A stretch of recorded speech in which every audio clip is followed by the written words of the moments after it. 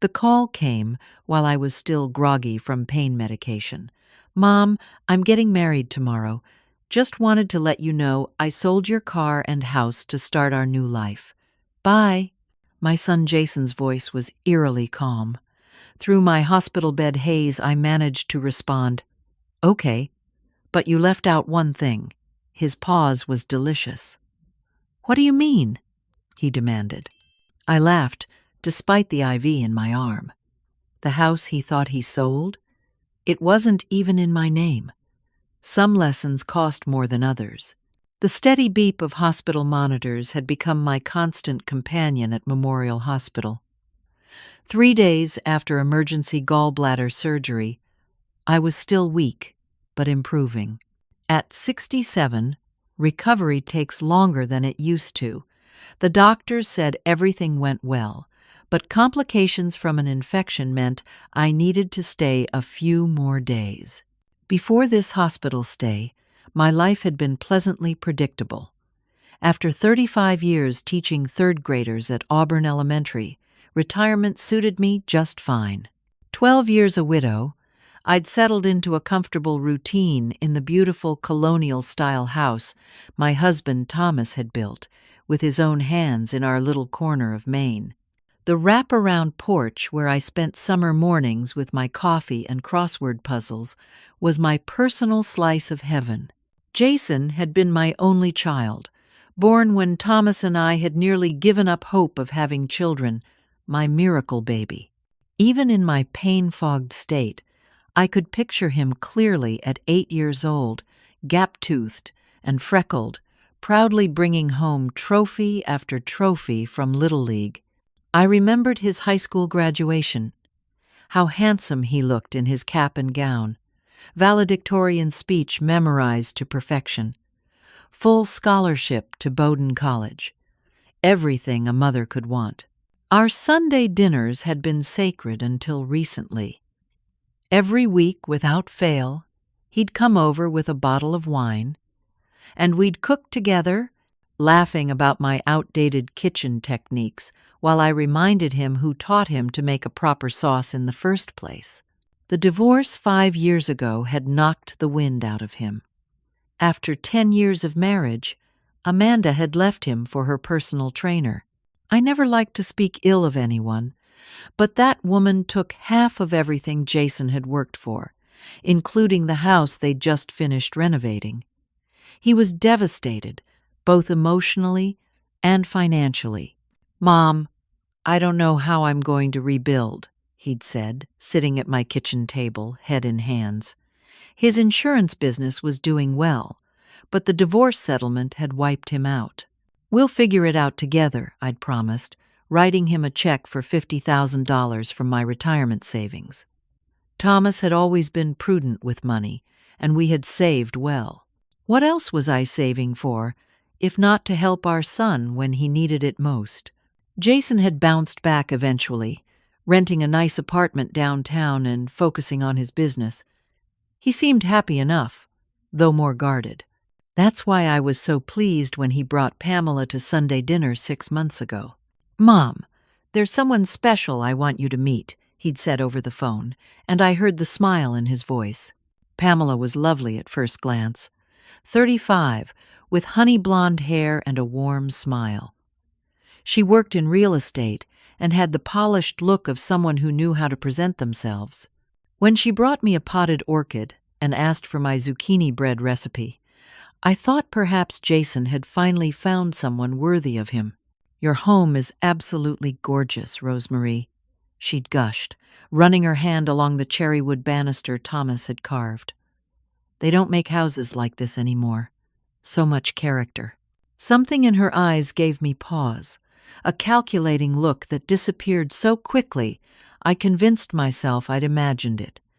After all, Jason seemed happier than he had in years. "She's the one, Mom," he'd confided while Pamela was in the bathroom. "I haven't felt this way since before the divorce. Maybe not ever." How could I express my reservations when my son was finally smiling again? So I pushed aside my concerns and embraced her. "I'm so happy for you both," I said, meaning it despite my lingering doubts. The changes happened gradually. First, Jason missed a Sunday dinner because Pamela had surprise tickets to a show in Boston. Then another because they were looking at investment properties. Our phone calls grew shorter, with Jason sounding distracted.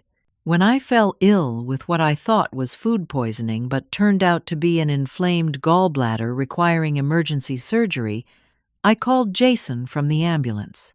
"I'll meet you there, Mom," he'd promised, but it was my friend Diane who sat with me through the night. Jason had texted that Pamela wasn't feeling well and he needed to take care of her. He'd visit tomorrow, he promised. Tomorrow turned into the day after, and then briefly, he appeared while I was heavily medicated.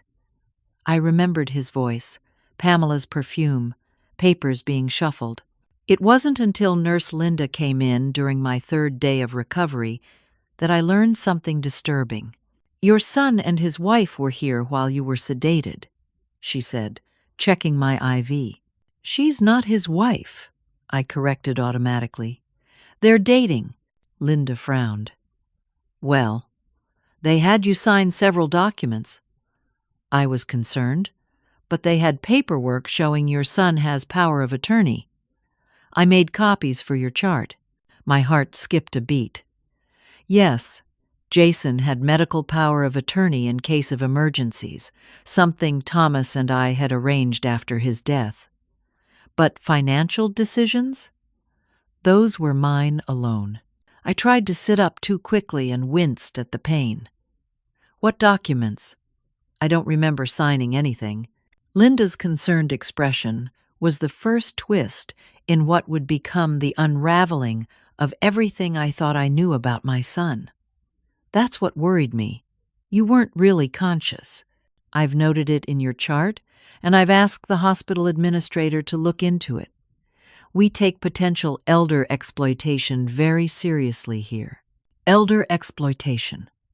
The words hung in the air like an accusation I couldn't bear to consider. The morning after Jason's shocking phone call, I tried calling him repeatedly. Each time, I got his voicemail. "Jason, please call me back. I don't understand what's happening." After the sixth attempt, my hands were shaking so badly, I dropped the phone onto the hospital blanket. The door opened, and Diane walked in carrying a small duffel bag with toiletries and a change of clothes. At 70, with her silver bob and perpetually worried expression, she'd been my closest friend since we started teaching together 40 years ago. One look at my face, and she set the bag down. "Rosie, what happened?" When I told her about Jason's call, she sat heavily in the visitor's chair. "That can't be right. There must be some mistake." "He's not answering his phone," I said, my voice smaller than I intended. Diane hesitated, clutching her purse strap. "There's something else. I drove by your house this morning to pick up your mail, and there were people there, loading things into a moving truck. The room seemed to tilt sideways. What things? Furniture. Boxes. I tried to talk to them, but they said they were authorized by the new owners." "New owners?" The words echoed hollowly. I thought back to raising Jason, the years after Thomas died when it was just the two of us, working my teaching job during the day and tutoring in the evenings to put money away for Jason's college fund, even though he eventually earned that scholarship, never missing a single baseball game or school concert. The late nights helping with science fair projects, the countless meals prepared with love, the values I tried so hard to instill in him. Honesty, respect, family loyalty. "This can't be happening," I whispered. I reached for my purse on the bedside table, determined to call my bank. Something felt wrong. I dumped the contents onto the bed. My cell phone, tissues, reading glasses, lipstick, but no wallet. "My bank cards are missing," I said, panic rising. I grabbed my phone to check my accounts online, but when I tried to make the call, a message appeared. "Call failed. This phone is restricted to local calls only." My hands began to tremble. Someone's restricted my phone. I can't make long-distance calls. Diane took the phone from me, tried herself, then handed it back with a grim expression. I'll call the bank from my phone. While she stepped into the hallway, a young woman in a navy pantsuit knocked and entered. Mrs. Kinney? I'm Allison from Hospital Social Services. Your nurse flagged your chart for a consultation. I don't need social services, I said automatically. Allison sat down anyway. Mrs. Kinney, Nurse Linda noted concerns about potential elder abuse. Has anyone tried to control your finances or pressure you into signing documents? My son would never. I began, but my voice broke. There must be a misunderstanding. Unfortunately, financial elder abuse is most commonly perpetrated by family members, Allison said gently. Can you tell me about the power of attorney arrangement with your son? I took a deep breath to steady myself. After my husband died 12 years ago, I gave Jason power of attorney for medical decisions only. He's my only child, and I wanted someone to make healthcare choices if I couldn't. But not financial decisions? Absolutely not. Thomas was very clear about that. He always said I should maintain my financial independence. Allison made some notes. And you mentioned missing bank cards? Before I could answer, Diane burst back into the room. Her face flushed. Rosie, check your email right now. She handed me her tablet, open to my email account. There, in bold letters, was a group announcement from Jason's email address. Pamela and I are thrilled to announce our elopement in Las Vegas tomorrow.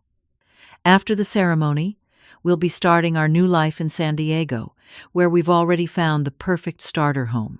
We're embracing this fresh start with open hearts. Please respect our privacy during this transition. The timestamp showed it had been sent just 30 minutes after his call to me. Attached was a photo of them standing in front of a real estate sign, reading "Sold," on what appeared to be a newly built house in a sunny neighborhood, nothing like the wooded Maine surroundings I called home. My son was moving across the country, selling my house and car, getting married, and he'd announced it all in a group email and a cruel phone call. I need to talk to him, I said, reaching for Diane's phone. I need to understand what's happening. But when I dialed his number from Diane's phone, an automated message played. The number you have dialed is not accepting calls at this time. I looked up at Diane and Allison, suddenly feeling every one of my 67 years and then some. He's blocked me. 5 days after surgery, Dr. Patterson declared me well enough for discharge, despite my still healing incision and persistent fatigue. Normally, I'd want to see you move to a rehabilitation facility for another week, she said, reviewing my chart. But your insurance is denying extended coverage, claiming it's not medically necessary. My insurance has never denied anything before, I said, confused. Dr. Patterson frowned. According to our billing department, your policy coverage was modified 3 days ago. The changes were authorized by your power of attorney. Another piece of the puzzle clicking into place. Another betrayal to process. I'd been on the same insurance plan for decades. I have nowhere to go, I admitted, the shame of those words burning my throat. My house sold out from under me. My car gone. My bank accounts inaccessible. You can stay with me, Diane insisted, squeezing my hand. For as long as you need. The wheelchair ride to Diane's sedan was humiliating. I'd always been independent, had prided myself on it after Thomas died. Now I clutched a paper bag containing hospital toiletries and a prescription I wasn't sure I could pay for. I need to see my house, I said as Diane drove through the familiar streets of Auburn. Please, Rosie, I don't think that's a good idea yet. You're still recovering, and the doctor said to avoid stress. Please, I repeated, my voice cracking. I need to see it. Diane sighed, but turned toward Maple Street, where Thomas and I had lived for 43 years. As we approached the colonial with the blue shutters, my breath caught. A moving truck was parked in the driveway, and strangers were carrying furniture inside. My furniture was nowhere to be seen. "Stop the car," I whispered. When Diane pulled over, I rolled down the window. My flower beds, lovingly tended every spring, had been trampled by movers. The brass door knocker Thomas had installed the day we moved in was gone, replaced by a modern doorbell with a camera. And there, on the mailbox, a new name had already been affixed: the Williamsons. The physical pain of my healing incision was nothing compared to the searing ache in my chest. This wasn't just a house. It was where Jason took his first steps, where Thomas and I had danced in the kitchen on our anniversary, where 42 Christmas trees had stood in the bay window. Every inch held memories that were being erased before my eyes. "Let's go," I said, unable to watch anymore. At Diane's modest ranch house, she settled me in her guest room with faded floral wallpaper and a twin bed that had belonged to her daughter. I sat on the edge of the mattress, feeling like a refugee in my own life. "I'll make some tea," Diane offered, clearly at a loss for what else to do. "I need to check my bank accounts," I said. "Can I use your computer?" Diane brought her laptop, and I logged into my accounts with shaking fingers. My checking account, which had held just over $30,000, now showed a balance of $100. The minimum required to keep the account open. My savings account was emptied completely, except for $25. My investment portfolio login returned an error message: "Account access temporarily suspended." "He took everything," I whispered, staring at the screen. We tried calling my bank's fraud department, but without my account numbers or cards, they refused to discuss details over the phone. "You'll need to come into a branch with identification," the representative explained. "My ID is in my wallet," I said, my voice rising in panic, "which was in my purse at the hospital and is now missing." "I'm sorry, ma'am. Without proper identification, we can't help you." When I tried to use Diane's credit card to order a replacement driver's license online, we discovered that my address had already been changed in the state system to an unfamiliar address in San Diego. To change it back, I would need to appear in person with proof of residence. But how could I prove I lived somewhere that had been sold? That evening, Diane insisted I eat something, bringing soup and crackers on a tray. I managed a few spoonfuls before pushing it away. "We should go shopping tomorrow," she suggested. "Get you some clothes and toiletries." I hadn't even thought about my wardrobe, still hanging in closets that no longer belonged to me. "I have nothing, Diane. Not a single pair of socks to my name." "We'll figure it out," she promised. "I have a credit card with a decent limit." The next morning, we drove to the nearby shopping center. At the department store, I selected the most basic items: underwear, 2 pairs of pants, 3 tops, pajamas, a toothbrush. At the register, I handed over Diane's credit card with apologies and promises to repay her somehow. The cashier ran the card and frowned. "I'm sorry. This card is being declined." Diane tried her debit card instead. Same result. "That's impossible," she said, flustered. "I paid the balance last week." She stepped aside to call her bank while I stood there, unable to even buy myself a pair of socks. When Diane returned, her face was ashen. "Someone tried to access all my accounts this morning," she said quietly. "The bank flagged it as suspicious activity and froze everything. They said the attempts came from a computer in California." Jason knew Diane was my best friend. He knew she would help me. And now he was trying to cut off that lifeline, too. The drive back to Diane's house was silent, both of us processing the calculated cruelty of what was happening. As we turned onto her street, I noticed a familiar car parked at the curb. "That's Susan and Bill's station wagon," I said, pointing. Susan and Bill Thompson had been our neighbors on Maple Street for over 30 years. They were waiting on Diane's porch, Susan clutching a canvas tote bag, her round face creased with worry. Bill stood with his hands in his pockets, looking uncomfortable. "We've been so worried about you, Rosie," Susan said, hugging me carefully to avoid my incision. "We tried calling but couldn't get through." "Jason's been restricting her calls," Diane explained, unlocking her front door. Inside, over cups of coffee we couldn't afford to replace, Susan and Bill shared what they'd witnessed. "We noticed Jason and Pamela coming and going at odd hours for the past few weeks," Susan said, "always loading things into their cars. We thought maybe you were downsizing. Then this real estate agent shows up with a 'for sale by owner' sign," Bill continued. "Next thing we know, there are viewings happening while you're in the hospital. We tried to talk to Jason about it, but he said you had decided to move to assisted living and had given him permission to handle everything. I felt sick.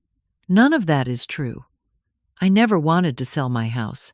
We figured something was wrong," Susan said, reaching for the tote bag. "Then yesterday, I saw something on Facebook that made my blood boil."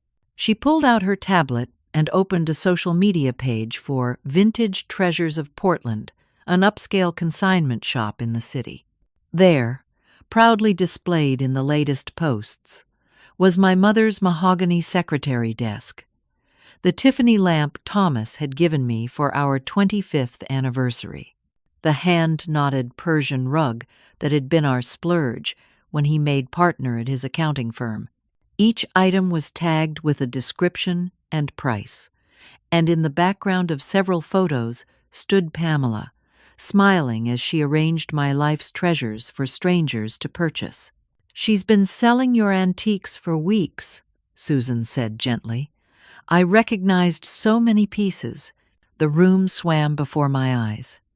This wasn't just about money anymore. These were irreplaceable pieces of my history, my legacy. The objects Thomas and I had carefully selected to pass down to Jason someday. "Why?" I whispered, though no one had an answer. That night, after Susan and Bill left, promising to keep gathering information, I lay awake in the unfamiliar bed.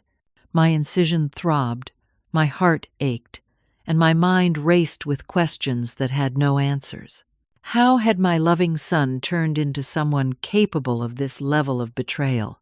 What had happened to the boy who once made me a Mother's Day card, promising to take care of me when I was old? And what would become of me now, at 67, with no home, no money, and no family left to turn to? 3 days after moving into Diane's house, I was beginning to regain some physical strength, even as my emotional state remained fragile. The constant pain in my abdomen had dulled to an occasional sharp reminder, and I could move around without wincing with every step. "We're going to your house today," Diane announced at breakfast, setting down a mug of tea with unexpected firmness. "It's time." "It's not my house anymore," I reminded her, the words still bitter on my tongue. "The deed may say otherwise, but 43 years of living somewhere means something, Rosie. Besides," she added, pulling a key from her pocket, "you gave me your spare key 5 years ago when you had the flu, remember? We never got around to exchanging them back." A flicker of hope, a way in. We drove to Maple Street in silence, parking a block away to avoid being seen by the new owners. The moving truck was gone, and the house appeared quiet. "They both work," Susan had told us. "They're usually gone by 8:30 and back around 6. My heart pounded as we walked up the back path to the kitchen door. What would we find? What was I hoping for? Diane's hand shook slightly as she inserted the key. A moment of resistance, then the familiar click as the door unlocked. We were in. The kitchen that had been the heart of our family home was transformed. New stainless steel appliances gleamed where my reliable old ones had stood.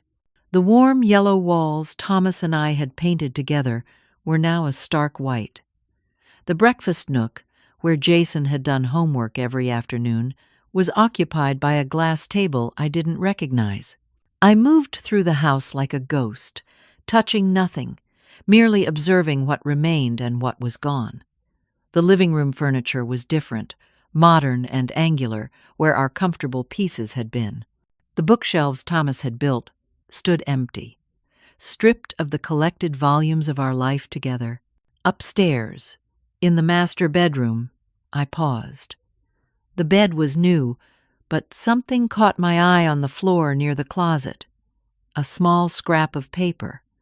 I bent carefully to retrieve it, mindful of my incision.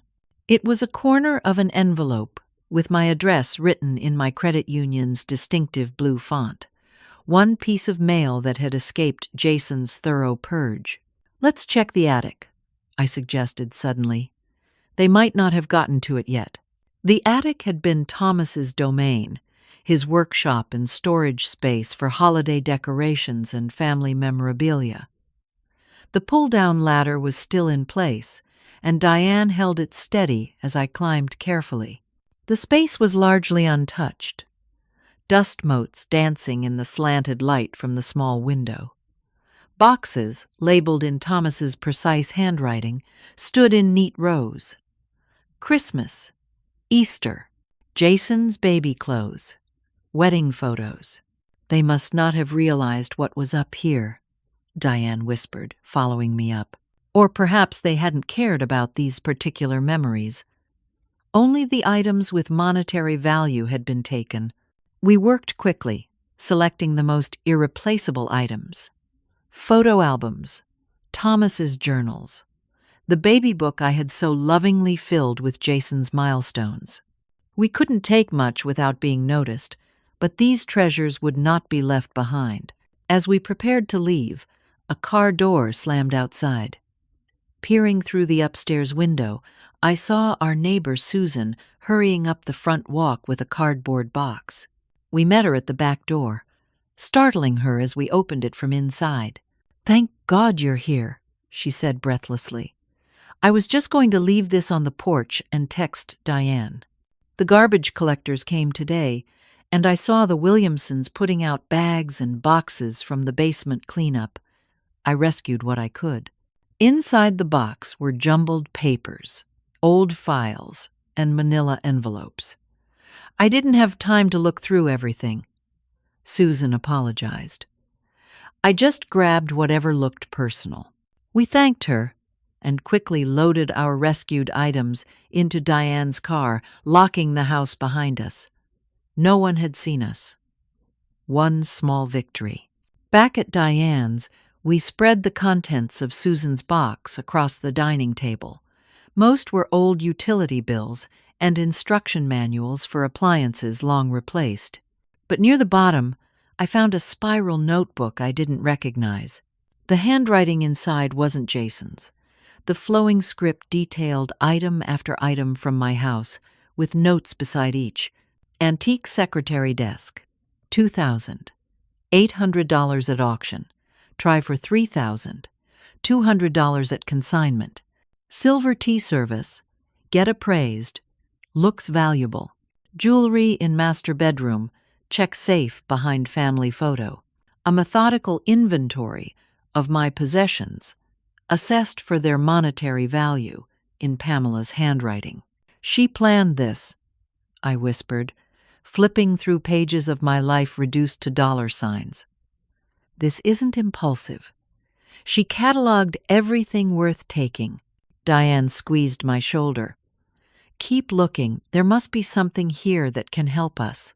Near the bottom of the box, I found an accordion file with important documents written on the tab in Jason's handwriting. Inside were copies of insurance policies, his birth certificate, Thomas's death certificate, and a thick folder labeled Estate Planning. With trembling hands, I opened it to find copies of the power of attorney document I remembered signing years ago. the one that granted Jason authority to make medical decisions only. But behind it was a newer document, dated just 2 weeks earlier, with my signature at the bottom. Durable Power of Attorney for Financial Matters, the heading read. It granted Jason complete control over all my finances, property, and assets. I never signed this, I said, examining the signature. It looked like mine, but I had no memory of it. This must be what Nurse Linda was talking about. They had me sign this while I was sedated. Diane was searching through the remaining papers, her expression growing increasingly troubled. "Rosie, look at this," she said, pulling out a life insurance policy. It was a policy on my life, with Jason listed as the sole beneficiary. The death benefit, $500,000. The policy had been in place for years, a prudent decision Thomas and I had made. But there, on a recent amendment form, the benefit amount had been increased from $200,000 to $500,000. The amendment was dated just 3 weeks earlier, but it was the yellow sticky note attached to the policy that made my blood run cold. In the same flowing script from the notebook, how soon after surgery. Need to check hospital policy on visitors. I sank into a chair, the paper clutched in my hand. They weren't just stealing my assets, I whispered. They were hoping I would die. Diane called the police immediately, her voice shaking as she reported suspected elder abuse and insurance fraud. Within an hour, 2 detectives were seated in her living room, carefully examining the documents we'd found. "This is serious," Detective Marshall said, a middle-aged woman with kind eyes and a no-nonsense manner. "The financial exploitation alone is criminal, but this insurance policy with the note suggests something much darker." "My son wouldn't," I began, then stopped. A week ago, I would have said my son wouldn't steal from me either. Now, I didn't know what he was capable of. "We'll need formal statements from both of you," her partner, Detective Gaines, explained. "And Mrs. Kinney, we'll need your permission to obtain your medical records from the hospital to confirm you were under the influence of medication when these documents were supposedly signed." I nodded numbly. The betrayal was complete. My son, the person I loved most in this world, had not only stolen everything I owned, but may have been planning something even worse. As the detectives prepared to leave with our evidence carefully bagged, I handed over the notebook with Pamela's inventory of my possessions. "There's one more thing," I said, finding my voice again. "My husband's watches. His Rolex from his retirement party and the vintage Omega his father gave him. And my wedding rings and mother's jewelry. They weren't in the house. They're always in the safe in my bedroom closet." Detective Marshall made a note. "We'll add those to the report. In the meantime, Mrs. Kinney, is there someone who can stay with you? You shouldn't be alone right now." "She's staying with me," Diane said firmly, "and she's not going anywhere." After the detectives left, I sat in Diane's kitchen, staring at the business card Detective Marshall had left. The world as I knew it had collapsed, leaving me in this strange limbo of betrayal and uncertainty. "What happens now?" I asked Diane, who was stress-baking muffins she couldn't afford to make. She turned from the counter, flour dusting her hands. "Now, we fight back." The following morning, Detective Marshall called with an update. "Mrs. Kinney, we've placed a fraud alert on your Social Security number and notified the Financial Crimes Unit. They'll be contacting all your banks and credit card companies." "Thank you," I said, clutching the phone. Have you found my son?" "Not yet. The phone number you provided has been disconnected, and the address in San Diego appears to be legitimate, but we haven't confirmed if they've arrived there. Local authorities have been notified to be on the lookout." After hanging up, Diane suggested a step I'd been hesitant to take. "We need to call Franklin." Franklin Walsh had been Thomas's best friend since college and our family attorney for decades. He had handled Thomas's will, our estate planning, and all our legal matters. I'd avoided calling him out of shame, unable to admit that my own son had betrayed me so completely. "He can help Rosie," Diane insisted, "and he should know what's happening." With reluctance, I agreed. Franklin arrived at Diane's house within the hour, his tall frame stooped with age, but his legal mind as sharp as ever at 74. "My God, Rosemarie," he said, embracing me carefully. When Diane called, I could hardly believe it. Jason? Our Jason? The hour wasn't lost on me. Franklin had been Uncle Frank to Jason, growing up, had attended every graduation, had been a surrogate father figure after Thomas died. We sat in Diane's living room as I recounted everything that had happened. Franklin listened intently, his expression growing darker with each new detail. When I showed him the fraudulent power of attorney document, he put on his reading glasses and examined it carefully. "This is a forgery," he said finally. "A good one, but definitely a forgery. Your actual signature has a distinctive loop in the R that's missing here. Someone traced or copied your signature from another document. But even if they forged my signature, doesn't the document give Jason legal control?" I asked. Franklin shook his head. "Not if it was obtained through fraud, and certainly not if you were incapacitated when it was created. But there's something else, something more important." He reached for his briefcase and withdrew a thick folder. "I brought your actual legal documents, Rosemarie, the ones Thomas insisted on creating 15 years ago." He spread several papers across the coffee table. "Do you remember when Thomas created the family trust?" I frowned, trying to recall. Vaguely. "He handled most of our financial matters. I know he updated his will before he got sick." "He did much more than that," Franklin explained. "Thomas was always forward-thinking. After a client of his was financially exploited by a caregiver, he became concerned about protecting family assets. He created an irrevocable trust, with you as the primary beneficiary during your lifetime, and Jason as the secondary beneficiary after your passing." "What does that mean exactly?" "It means," Franklin said, tapping the document, "that the house, your investment portfolio, and several other major assets aren't in your name at all. They're owned by the trust. You have the right to live in the house and benefit from the investments. But you can't sell these assets without going through the trust procedures, which require my signature as trustee." I sat back, stunned. "So Jason couldn't legally sell the house?" "Absolutely not. Any sale would be invalid without proper authorization from the trust. Even with a legitimate power of attorney, he couldn't touch trust assets." A wave of relief washed over me, followed quickly by confusion. "But people are living in my house. There was a moving truck, new furniture." Franklin's expression darkened. "That's fraud. They may have convinced the buyers they had the right to sell, but no legitimate title transfer could have occurred. We'll need to contact those buyers and explain they've been defrauded as well." "What about my bank accounts? My personal belongings?" "Those are different," Franklin admitted. "Personal accounts and physical possessions not specifically listed in the trust documents would be vulnerable if Jason had gained power of attorney, even fraudulently.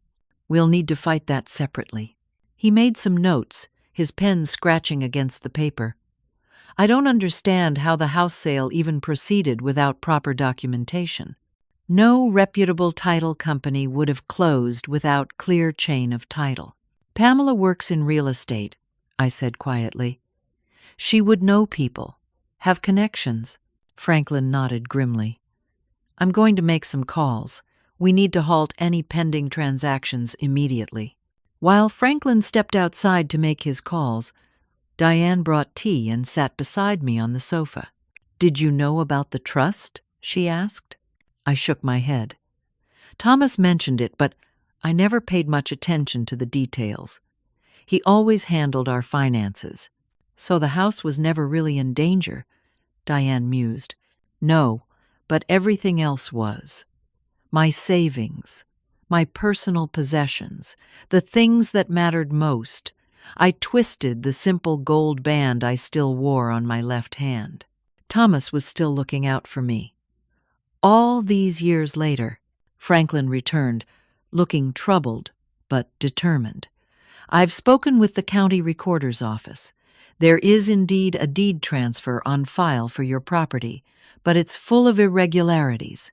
The title company listed doesn't exist, and the notary's commission number is invalid. It's a completely fraudulent document." "How could they get away with this?" I asked. "In the short term, it's surprisingly easy to create convincing forgeries, but they wouldn't have stood up to scrutiny for long." Franklin hesitated. "There's something else." I asked a colleague to run a background check on Pamela Barrett. "And?" Diane prompted when he paused. "She's not who she claims to be. The Social Security number she used to obtain her real estate license belongs to a woman who died 15 years ago. My colleague found records of similar names with slightly different spellings in 3 different states, all with complaints of financial fraud against elderly individuals." "She's done this before," I whispered, the realization settling like ice in my chest. "There's more," Franklin continued reluctantly. "The FBI has an open investigation into a woman matching her description. She's suspected of targeting vulnerable seniors and divesting them of their assets before disappearing. In at least 2 cases, she operated by becoming romantically involved with the adult child of the victim. She targeted Jason to get to me," I said, the pieces falling into place. "But why me specifically? You fit the profile of her victims. Widow, financially stable, valuable property, limited family connections beyond a single adult child." Franklin's voice softened. "The question now is whether Jason was a willing participant or another victim. I wanted desperately to believe my son had been manipulated, that the boy I raised couldn't possibly have orchestrated this betrayal. But the evidence suggested otherwise.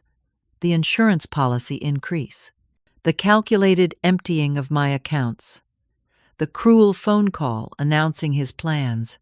Even if she manipulated him initially, he made his choices," I said. The words painful but necessary. "He chose her over me." Franklin nodded solemnly.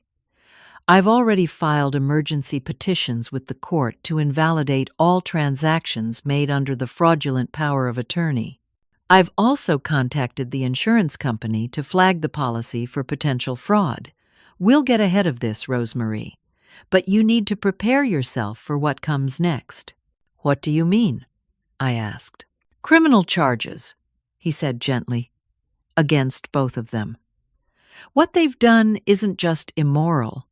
It's illegal. Multiple felonies, in fact. If we want to recover what's been taken, we need to pursue this through both civil and criminal channels." The thought of my son facing criminal charges, perhaps even prison, was almost unbearable.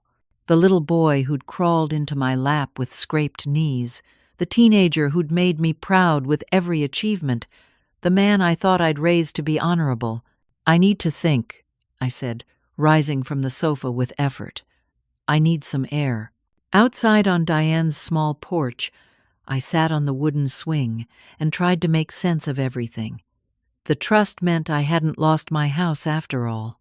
Thomas's foresight had protected our most valuable asset, but my son had still betrayed me in the most fundamental way, had stolen my possessions, emptied my accounts, and possibly even contemplated worse.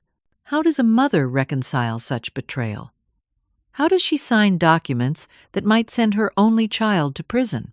The screen door creaked as Franklin joined me on the porch, lowering himself carefully onto the swing beside me. "I remember when Jason was born," he said quietly. Thomas was so nervous he put his scrubs on backward.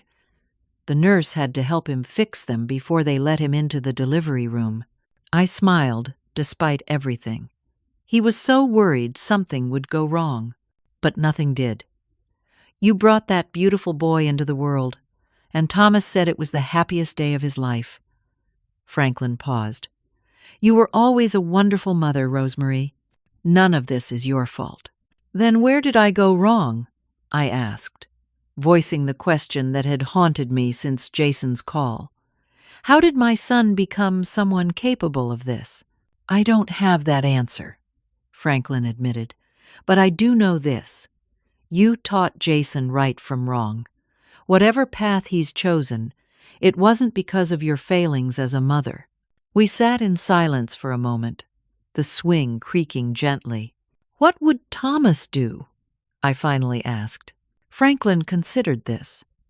Thomas believed in consequences. He believed that facing the results of our actions is how we grow. But he also believed in redemption. I nodded slowly. Then that's what we'll do. We'll pursue all legal avenues to recover what was taken and let Jason face the consequences of his choices. But we'll leave the door open for redemption, should he choose to walk through it.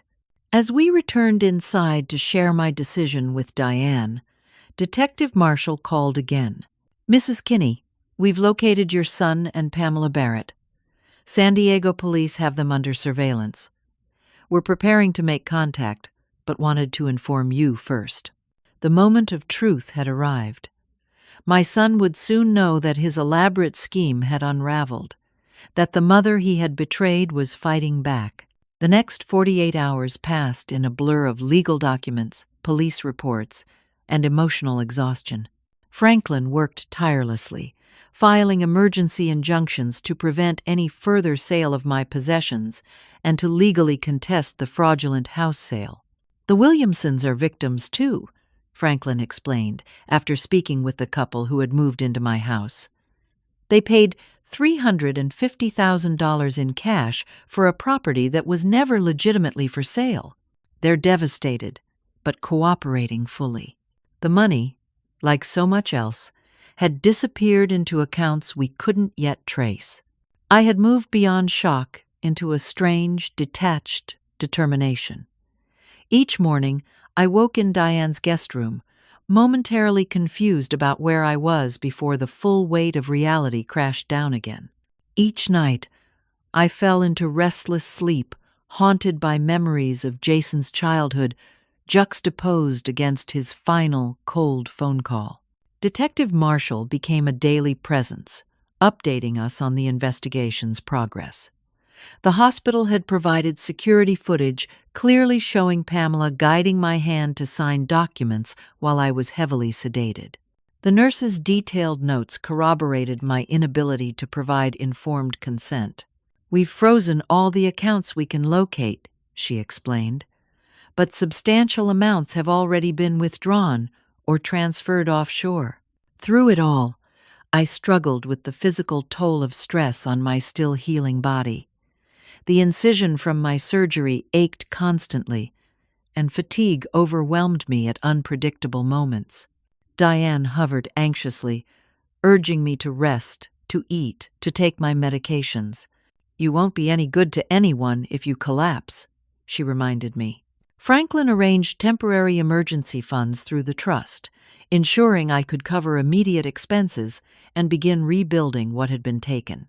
He also connected me with a support program through a local church for elder abuse victims. You're not alone in this, the program coordinator assured me when I reluctantly attended my first support group. Financial exploitation by family members is tragically common.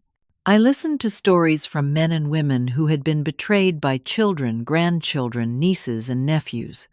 Some had lost everything. Others had fought back and recovered portions of what was taken. All carried the same wounded disbelief that someone they loved could harm them so deliberately. The hardest part isn't the money, said Martha, a soft-spoken woman in her 70s. It's trusting anyone ever again. On the fourth day after discovering the fraudulent documents, Detective Marshall arrived at Diane's house with her partner. Their expressions told me something significant had happened before they even spoke. "We've made contact with Jason and Pamela Barrett in San Diego," she began once we were seated.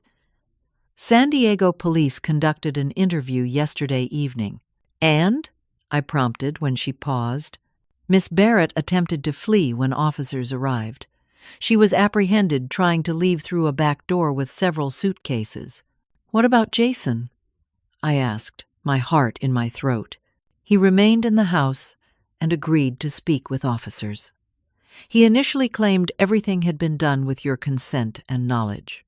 When confronted with evidence from the hospital and the fraudulent documents, he maintained that Miss Barrett had handled most of the paperwork and he wasn't aware of anything illegal."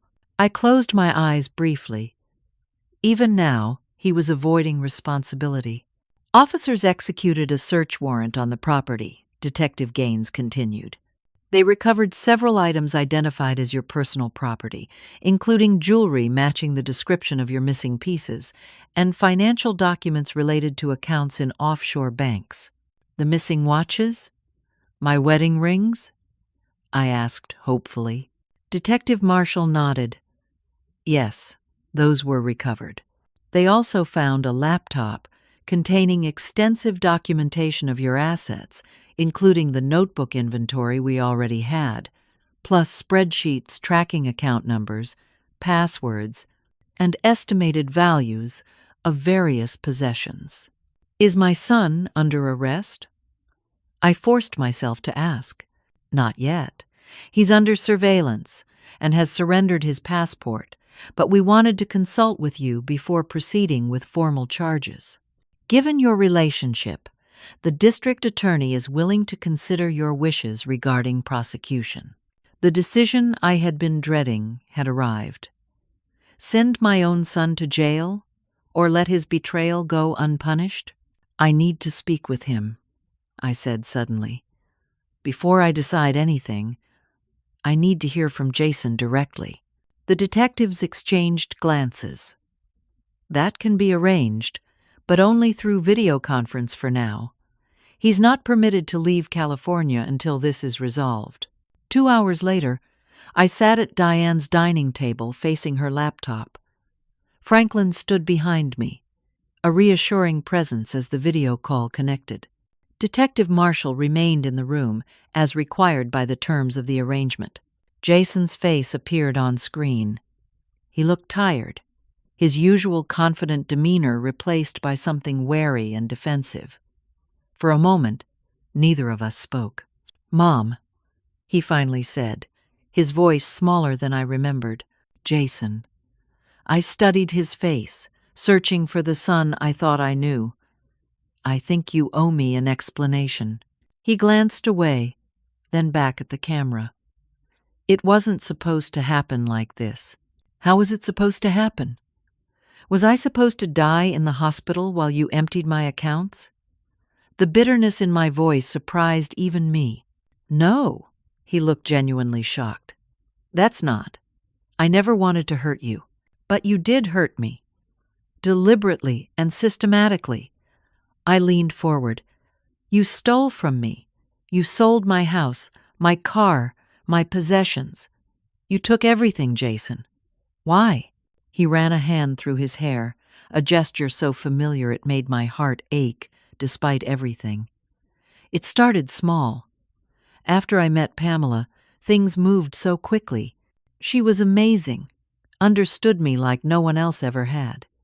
When she suggested we could start fresh somewhere else, build a better life, I wanted that so badly. So you decided to fund this fresh start with everything I owned? She said you would want us to be happy, that at your age, you didn't need all that space, all those things." He swallowed. "She made it sound reasonable at first. That we'd sell the house, get you set up in a nice retirement community, that you'd be happier, less burdened. And you believed that I would want to be stripped of my home and possessions without even being consulted?" I asked incredulously. "It evolved," he said. not meeting my eyes. Each step seemed logical at the time. Then, after your surgery, when you were so sick, Pamela said we should handle everything so you wouldn't have to worry, that we could surprise you with everything taken care of. And the insurance policy? The increase to $500,000 just before my surgery? Was that part of not wanting me to worry? His face paled. That wasn't my idea. Pamela said it was standard estate planning. I never thought. I would never want you to. Die? I supplied when he couldn't finish the sentence. The note she left suggests otherwise. What note? He asked, looking genuinely confused. I described the sticky note attached to the insurance policy. His shock appeared genuine, but after everything that had happened, I couldn't trust my judgment of his sincerity anymore. Mom, I swear I never saw that. I never would have agreed to anything like that. His voice broke. I know I've done terrible things, but I would never harm you. You have to believe that. I don't know what to believe anymore, Jason. You've destroyed my trust in you completely. Detective Marshall, who had been silently observing, leaned into the frame. Mr. Kinney, we should discuss Miss Barrett. How much do you know about her background? Jason looked confused. What do you mean? Are you aware that Pamela Barrett is not her real name? That she's suspected of similar schemes in multiple states? That she's currently under FBI investigation? The color drained from Jason's face. That's not possible. She's from Boston. Her family owns property development companies there. She showed me photos, told me stories about growing up there. All fabricated, Mr. Kinney. We've confirmed with Boston authorities that the family she claimed to belong to doesn't exist. Jason looked stricken. She's been investigated before? For what? For targeting elderly individuals through their adult children, establishing romantic relationships to gain access to assets, then disappearing with everything of value. As the detective detailed Pamela's suspected criminal history, Jason seemed to physically shrink. When she mentioned that in previous cases, the romantic partner was often left financially ruined and facing criminal charges alone, he put his head in his hands. She's gone, isn't she? He finally asked. With the money? She was apprehended attempting to flee, Detective Marshall corrected him. But preliminary investigation suggests she had already transferred substantial sums to accounts we haven't yet located. Jason looked up at me, his eyes red-rimmed. Mom, I know I don't deserve your forgiveness. What I did was unforgivable, manipulated or not. But please believe me when I say I never wanted to hurt you physically. I never wished you harm. I studied my son's face, trying to separate truth from manipulation, genuine remorse from self-preservation. The boy I raised was in there somewhere, behind the man who had betrayed me so completely. The district attorney is offering me input on your prosecution, I said finally. They want to know if I wish to press charges against my own son. Fear flashed across his face. Mom, please. I haven't decided yet, I continued. I need to know exactly what happened, Jason. Everything. No more lies, no more excuses. I want a complete accounting of what was taken, where it went, and what role you played in every decision. He nodded quickly. Anything. I'll tell you everything I know. For the next hour, Jason detailed the scheme that had unfolded over the past 6 months. How Pamela had first suggested small financial helps from me that I would never miss. How those expanded to selling items from the house while I was at dinner with friends. How she had orchestrated the power of attorney documents during my hospitalization. He admitted to transferring money from my accounts to ones they controlled jointly, but claimed Pamela had almost immediately moved most funds to accounts he couldn't access. The house sale had been managed entirely by her through connections with an unscrupulous notary and fake title company. The money from the house sale never came to me, he said. She told me it was being held in escrow until the deed cleared completely. I believed her. By the call's end, one thing was clear. While Jason had willingly participated in stealing from me, he had also been manipulated and deceived by Pamela.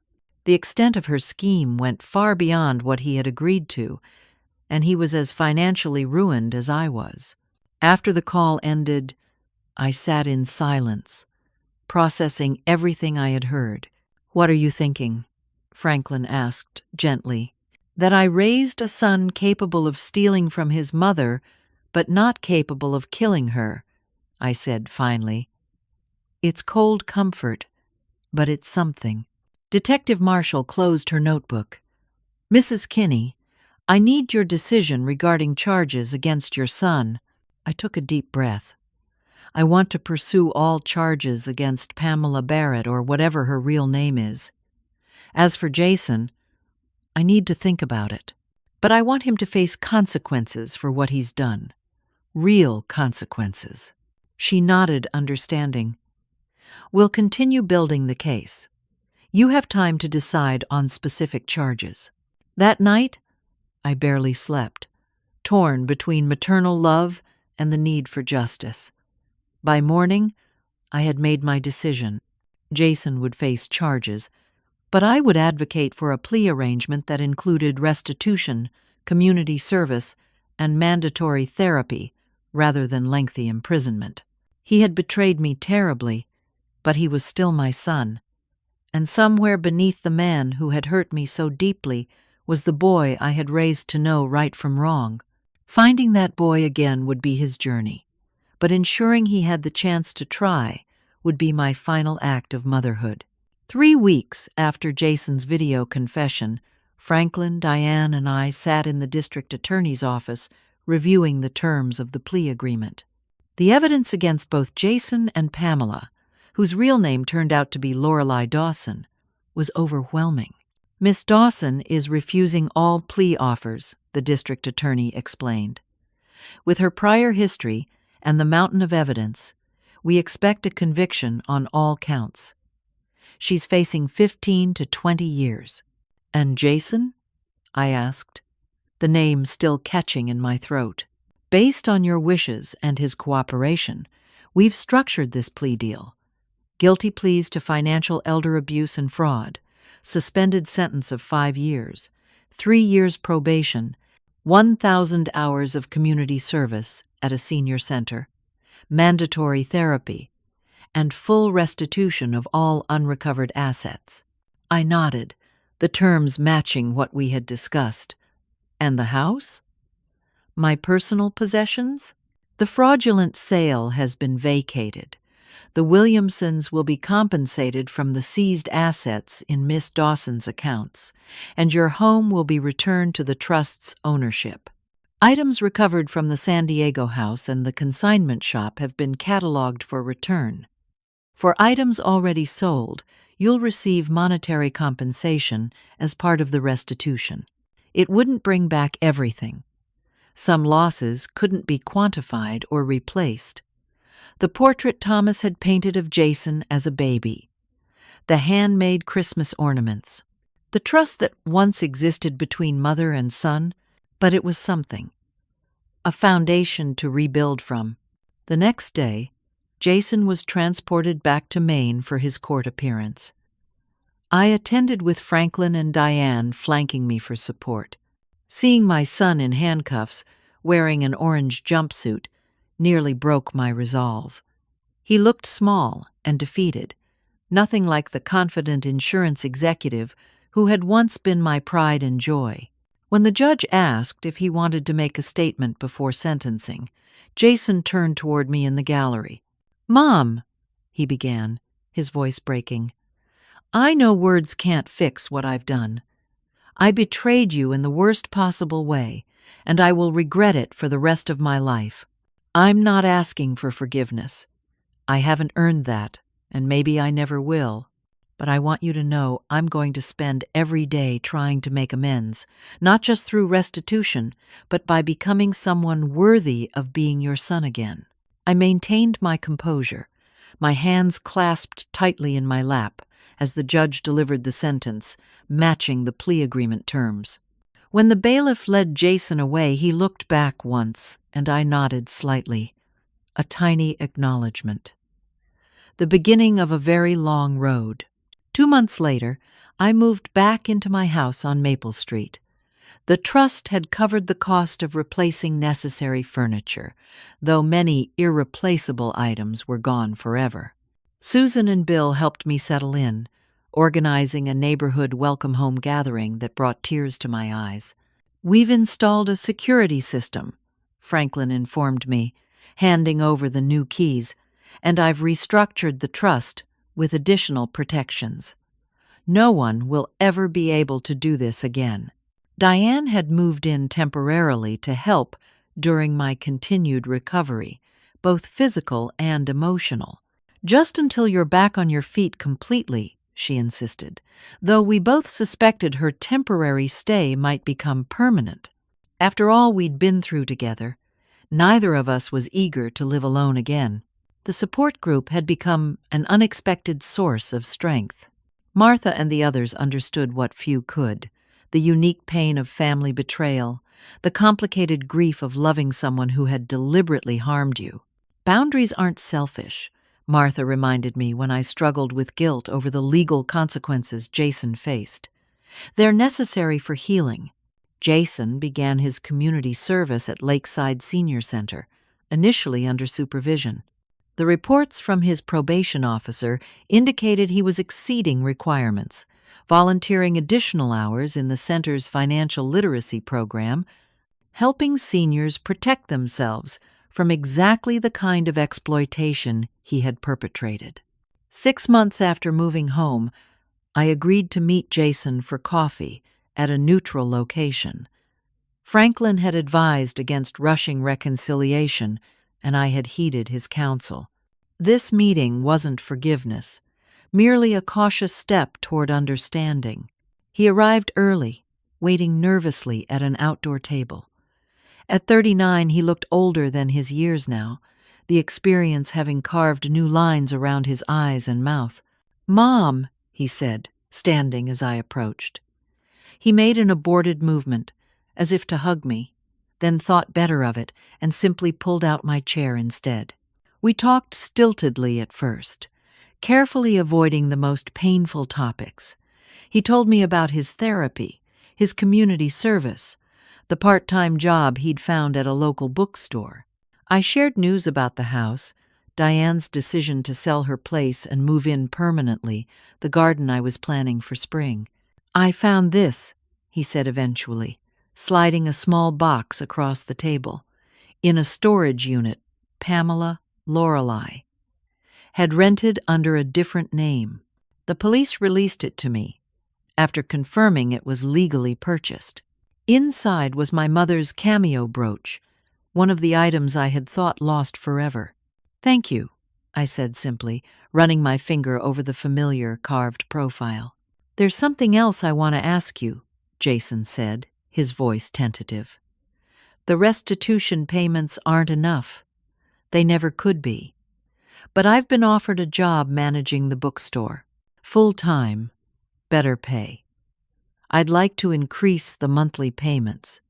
Try to make things right faster." "The terms of the agreement are sufficient," I said carefully. "This isn't about the court order," he insisted. "This is about what's right, what I need to do to live with myself." I studied his face, searching for the manipulation I had missed before, but all I saw was genuine remorse and determination. "All right," I agreed finally, "if that's what you feel is necessary." As our awkward meeting concluded, he asked the question I'd been expecting since we sat down. "Do you think you'll ever be able to forgive me?" I considered my answer carefully. "Forgiveness isn't an event, Jason. It's a process. I'm working on it, but it will take time, a lot of time." He nodded, accepting this hard truth. "I understand. And thank you for seeing me today. It means more than I can say." 1 year after Jason's fateful phone call, much had changed. My home was secure, protected by both the trust's legal safeguards and a state-of-the-art security system. My finances had largely recovered, with restitution payments steadily rebuilding my savings. Most importantly, I had discovered reservoirs of strength I never knew I possessed. Diane and I had settled into a comfortable rhythm as housemates, her acerbic humor and practical nature complementing my more reflective approach to life. Our guest room had been converted into a studio where I taught art classes to neighborhood children, finding joy in creativity I had neglected for too many years. Jason and I met monthly now, each encounter less strained than the last. He would never again have access to my finances or unsupervised time in my home, but we were slowly building something new from the ashes of what had been destroyed. Not the unquestioning trust of before, but a relationship based on clearer boundaries and painful wisdom. Lorelei Dawson had been convicted on all counts and sentenced to 18 years in prison. The FBI had connected her to 6 other similar schemes across the country, bringing some measure of justice to other families she had victimized. On a warm September evening, I sat on my reclaimed porch swing, watching fireflies rise from the garden Diane and I had planted together. Martha from my support group had joined us for dinner, along with Susan and Bill from next door. Laughter drifted through the open windows as they cleared dishes inside. I fingered my mother's cameo, now reattached to its original gold chain. Some things lost had been found. Others never would be. Yet new treasures had emerged from the crucible of betrayal, deeper friendships, stronger boundaries, and an unexpected peace with life's imperfections. The greatest lesson I had learned was not about financial security or legal protections, though those were certainly important. The true lesson was about the delicate balance between trust and self-protection, between forgiveness and necessary boundaries. Love does not require vulnerability to exploitation, and protecting yourself is not the same as closing your heart. I had discovered that resilience isn't the absence of pain, but the capacity to rebuild despite it. That family is sometimes defined less by blood than by who stands beside you in your darkest moments, and that even in our 60s and 70s, we are still capable of profound growth and new beginnings. As I watched a final streak of sunset paint the sky in brilliant oranges and pinks, I felt a sense of gratitude wash over me, not for the betrayal and pain, but for the wisdom and strength they had ultimately revealed. Some lessons cost more than others, indeed, but the most valuable ones reshape us entirely, leaving us more authentic, more compassionate, and paradoxically, more whole than before we were broken. Have you ever experienced betrayal from someone you trusted completely? How did you find the strength to move forward? I'd love to read your stories in the comments below. And if this story touched your heart, please like, subscribe, and share it with someone who might need to hear that even after devastating betrayal, healing is possible. Thank you for listening, and may you find strength in your own challenges, whatever they may be.